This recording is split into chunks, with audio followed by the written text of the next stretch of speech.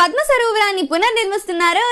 పద్మ సరోవరమా, అదెక్కడుంది అనుకుంటున్నారా? తిరుచానూరు పద్మావతి అమ్మవారి ఆలయం దగ్గరున్న పుష్కరిణినే పద్మ సరోవరం అంటారు. అమ్మవారి దర్శనానికి వెళ్లే ముందు ఈ పుష్కరిణిలో స్నానాదులు ఆచరించిన, నెత్తిన నీళ్లు చల్లుకున్న ఎంత పుణ్యమో తెలుసా? ఎందుకంటే స్వయంగా ఆ శ్రీనివాసుడే ఈటే మరియు బల్లంతో ఈ పద్మ సరోవరాన్ని తవ్వి దేవలోకం నుండి బంగారు పద్మాలను తీసుకొచ్చి ఇక్కడ ప్రతిష్ఠించారు. ఈ బంగారు పద్మాలు వికసించడం కోసం శ్రీ సూర్యనారాయణ స్వామిని పూజించారు శ్రీ వెంకటేశ్వర స్వామి. ఆయన తపస్సుకి ప్రసన్నురాలైన శ్రీదేవి అప్పట్లో సుకనూరుగా పిలువబడే ఈ తిరుచానూరులోని పద్మ సరోవరంలోనే కార్తీక శుక్ల పంచమి నాడు శుక్రవారం ఉత్తరాషాఢ నక్షత్రంతో బంగారు పద్మంలో అవతరించింది.